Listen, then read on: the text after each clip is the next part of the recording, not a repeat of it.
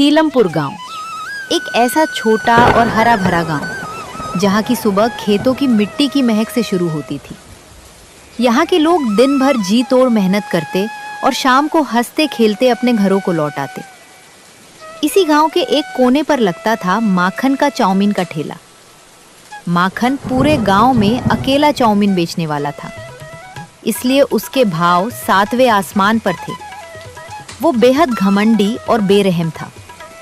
किसी गरीब को 1 रुपए का उधार न देना और बात बात पर चाउमीन के दाम बढ़ा देना उसकी आदत बन चुकी थी। लोग मजबूरन उसी के पास जाते थे। इसी गांव के दूसरे किनारे पर रहता था किशन और उसकी पत्नी चंपा। दोनों की नई नई शादी हुई थी। एक सुबह किशन हमेशा की तरह तैयार होकर खेत पर जाने लगा। सुनो चंपा, मैं खेत पर जा रहा हूँ। तुम घर से बाहर मत निकलना। इस बार हमारी फसल बहुत अच्छी हुई है। देखना, इसे बेचकर इस बार तुम्हारे लिए कोई अच्छी सी चीज लेकर आऊंगा। आप लाएंगे तो मुझे अच्छा ही लगेगा, पर सुनिए ना, हम हमेशा सिर्फ इस खेती के भरोसे ही नहीं रह सकते। मौसम का क्या भरोसा। आप अपने लिए शहर में कोई अच्छी नौकरी या दूसरा काम क्यों नहीं ढूंढ लेते? तुम ठीक कह रही हो चंपा, मैं इस बारे में भी सोचता हूँ। अच्छा, अब मैं चलता हूँ, जल्दी जल्दी काम निपटाना है। मौसम विभाग वालों ने कहा है कि 1-2 दिन में बारिश हो सकती है। किशन अभी घर से निकला ही था कि अचानक आसमान में काले बादल छा गए और देखते ही देखते मूसलाधार बारिश शुरू हो गई। किशन का दिल बैठ गया। वो भागता हुआ अपने खेत पर पहुंचा, जहां उसकी लहलहाती फसल पानी में डूब रही थी। किशन वहीं घुटनों के बल बैठ गया और रोने लगा। हे भगवान, ये तूने क्या किया? मेरी मेहनत पर पानी फेर दिया। आखिर मेरी क्या खता थी जो तूने मुझसे मेरी पूरी साल की कमाई छीन ली? मैं अपनी पत्नी को क्या मुंह दिखाऊंगा? हम खाएंगे क्या? तू गरीबों की परीक्षा क्यों लेता है भगवान, क्यों? किशन रोता बिलखता हुआ भीगते हुए घर वापस आया। उसकी हालत देखकर चंपा सब समझ गई। चंपा, सब बर्बाद हो गया। हमारी फसल पूरी तरह नष्ट हो गई। अब हमारे पास कुछ नहीं बचा। आप हौसला मत हारिए। जो हुआ उसे हम बदल नहीं सकते, पर आगे का रास्ता तो देख सकते हैं ना। सब ठीक हो जाएगा, आप आराम करिए।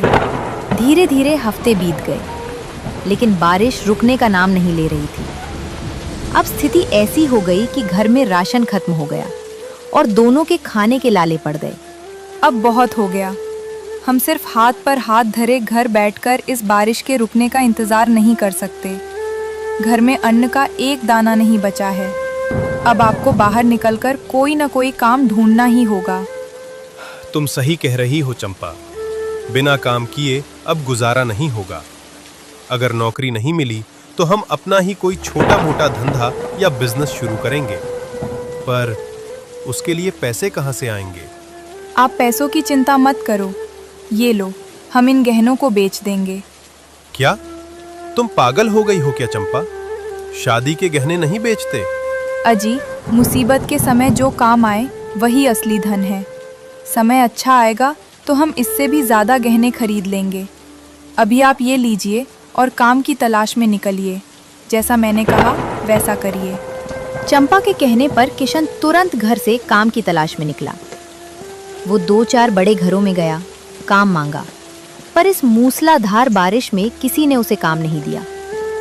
थका हारा, निराश होकर जब वो घर लौट रहा था, तभी उसकी नज़र माखन के ठेले पर पड़ी। हैरान करने वाली बात ये थी कि इस भारी बारिश में भी लोग छाता लगाए कतार में खड़े होकर माखन की चाउमीन खा रहे थे। ये देखकर किशन के दिमाग की बत्ती जली। अरे, अगर लोग इस तूफानी बारिश में भी खड़े होकर चाउमीन खा सकते हैं, तो इसका मतलब इस धंधे में बहुत दम है। क्यों ना मैं भी एक ठेला लगाऊं और चाउमीन बेचना शुरू कर दूं? किशन भागता हुआ घर पहुंचा और चंपा को पूरी बात बताई। चंपा, मुझे कोई नौकरी तो नहीं मिली, पर एक जबरदस्त आइडिया मिला है। गांव के दूसरे छोर पर वो माखन ठेला लगाता है ना, लोग इस बारिश में भी उसकी चाउमीन पर टूटे पड़े हैं। क्या बात कर रहे हो? आपका मतलब आप भी चाउमीन का ठेला लगाओगे? हाँ चंपा, पर एक समस्या है। अगर मैं सादी चाउमीन बेचूंगा तो लोग पुराने ठेले वाले के पास ही जाएंगे, मेरे पास क्यों आएंगे? हम कुछ अलग करेंगे। इस ठंडे और बरसाती मौसम में लोगों को गर्मा गर्म नॉनवेज खाने का बहुत मन करता है। क्यों ना हम चिकन चाउमीन बेचना शुरू करें? अरे वाह चंपा, ये तो कमाल का आइडिया है। लाओ, फिर अपने गहने मुझे दो, मैं उन्हें बेचकर सामान लाता हूँ। अरे, जब आप बाहर गए थे तब मैंने पड़ोस के सुनार को घर बुलाकर गहने बेच भी दिए, और ये रहे पैसे। आप ये पैसे पकड़ो, बाजार जाओ, नया ठेला और सारा सामान खरीद कर लाओ। और हाँ, मेरे पास मेरी माँ का दिया हुआ एक सीक्रेट मसाला है।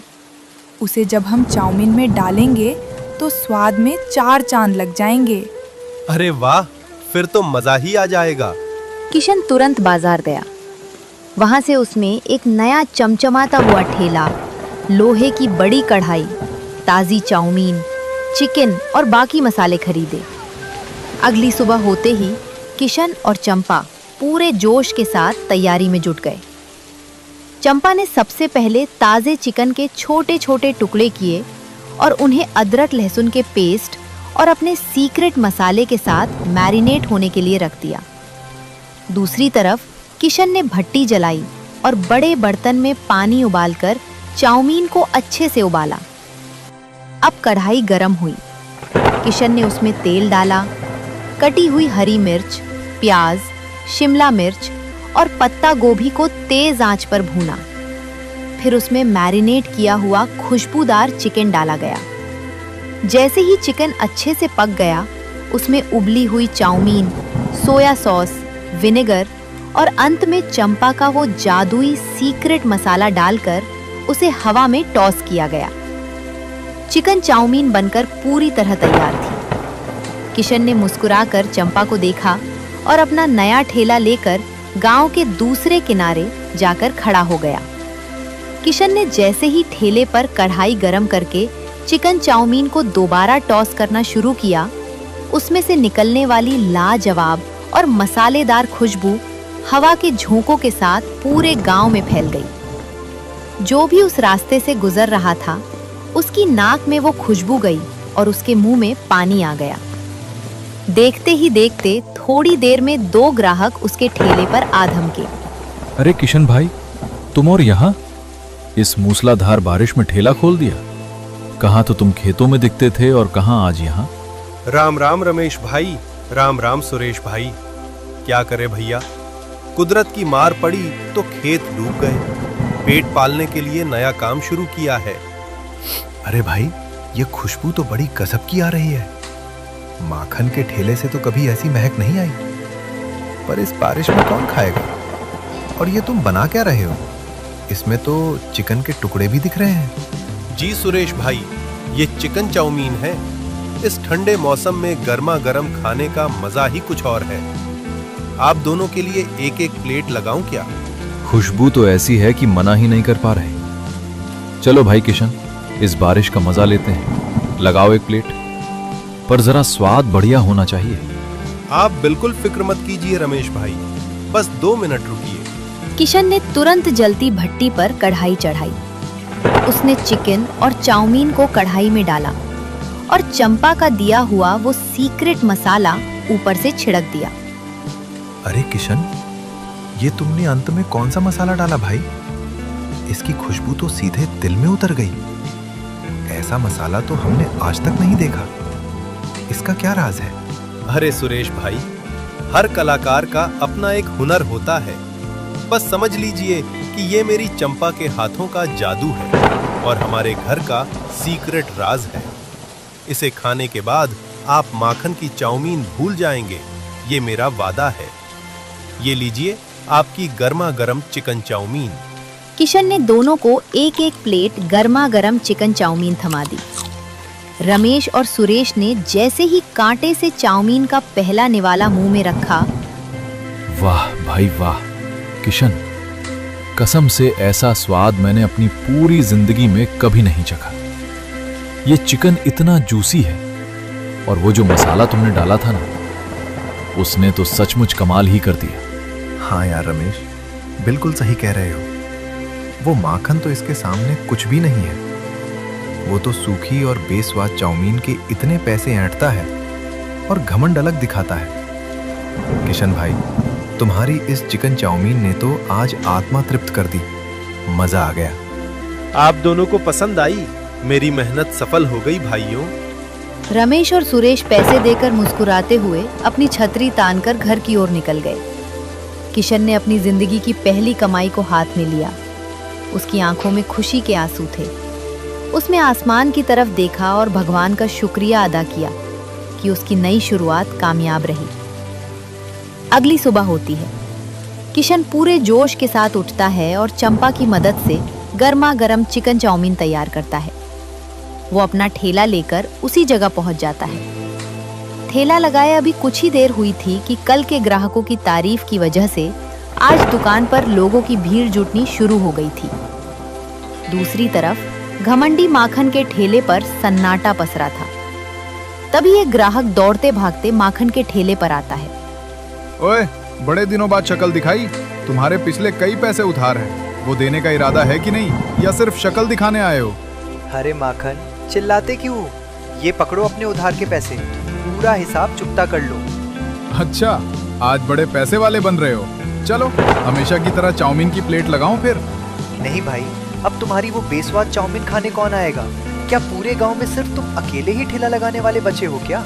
क्यों, मेरे अलावा इस गांव में और कौन है जो मेरे जैसी चाउमीन बना सके? अरे तुम्हें नहीं पता, गांव के उस दूसरे किनारे पर किशन ने चिकन चाउमीन का ठेला खोला है। भाई साहब, स्वाद में तुमसे लाख गुना बेहतर है। तुम्हें अपनी सूखी चाउमीन पर बड़ा घमंड था ना? लो, अब तुम्हारा घमंड तोड़ने वाला आ गया है। अगर यकीन नहीं होता तो खुद जाकर खाकर देख लो। जमीन आसमान का फर्क मिलेगा। मैं तो वही खाने जा रहा हूँ। तुम्हें आना है तो आ जाना। ग्राहक की बात सुनते ही माखन के बदन में गुस्से की आग भड़क उठी। उसका चेहरा लाल हो गया। किशन की इतनी हिम्मत? वो कल का आया हुआ अदना सा किसान मुझसे पंगा लेगा, इस माखन का धंधा चौपट करेगा। रुक बेटा किशन, अभी मैं तेरे ठेले पर आकर बताता हूँ कि माखन से दुश्मनी का क्या अंजाम होता है। उधर किशन के ठेले पर लोगों की भारी भीड़ लगी थी। तभी माखन अपने दोस्त बिरजू के साथ वहां पहुंचता है। माखन अपने चेहरे पर एक झूठी मुस्कान लाता है, जैसे उसे किशन की तरक्की से कोई फर्क ही ना पड़ा हो। अरे वाह किशन भाई, बहुत बढ़िया। तुमने इस ढलती बारिश के मौसम में बहुत शानदार दुकान खोली है। मैं तो कहता हूँ कि गांव के हर आदमी को ऐसा कोई न कोई काम धंधा खोल लेना चाहिए। अरे माखन भैया, ये तो आपका बड़प्पन है जो आप मेरी तारीफ कर रहे हैं। नहीं तो इस जमाने में ऐसे भी लोग हैं जो दूसरों की तरक्की देखकर जलते हैं। आप सचमुच दिल के बहुत सच्चे हैं। बोलिए भैया, मैं आपकी क्या सेवा कर सकता हूँ? अरे मेरा क्या है, मैं तो रोज चाउमीन खाता ही रहता हूँ। ये मेरा दोस्त बिरजू है, इसे तुम्हारी चिकन चाउमीन खानी है। जरा इसके लिए एक कड़क प्लेट लगाओ, ये खाएगा, फिर इसके बाद मैं भी चखूंगा। किशन खुशी खुशी एक बढ़िया गर्मा गर्म प्लेट तैयार करके बिरजू को थमा देता है। बिरजू चाउमीन का एक निवाला मुंह में लेता है और अचानक पेट पकड़कर जमीन पर गिर जाता है। वो तड़पने का ऐसा नाटक करता है जैसे उसकी जान जा रही हो। ये देखते ही माखन ने चिल्लाना शुरू कर दिया। अरे ये क्या कर दिया तुमने किशन? गांव वालों देखो, इस किशन ने मेरे दोस्त को जहरीली चाउमीन खिला दी। इसका चिकन बासी और सड़ा हुआ है। देखो भाइयों, ये किशन पैसे कमाने के चक्कर में हम गांव वालों की जान से खेल रहा है। अरे हाँ, बिरजू की हालत तो सचमुच खराब लग रही है। किशन, हम तो तुझे बड़ा सीधा साधा समझते थे, पर तू इतना गिर जाएगा। पुलिस को बुलाओ, कोई पुलिस को फोन करो। कुछ ही देर में गांव में पुलिस की गाड़ी आती है। पुलिस इंस्पेक्टर सीधे किशन के ठेले पर पहुंचता है और किशन को कसकर धमकता है। ओए ठेले वाले, ये क्या तमाशा लगा रखा है? पैसे कमाने के लिए लोगों को बासी और जहरीला खाना परोसता है। चल, अभी जेल की हवा खिलाता हूँ तुझे। साहब, हुजूर, मेरी बात तो सुनिए। अगर मैंने खाने में कोई मिलावट की होती तो यहाँ जितने भी ग्राहक खा रहे हैं उनमें से कोई तो बीमार पड़ता।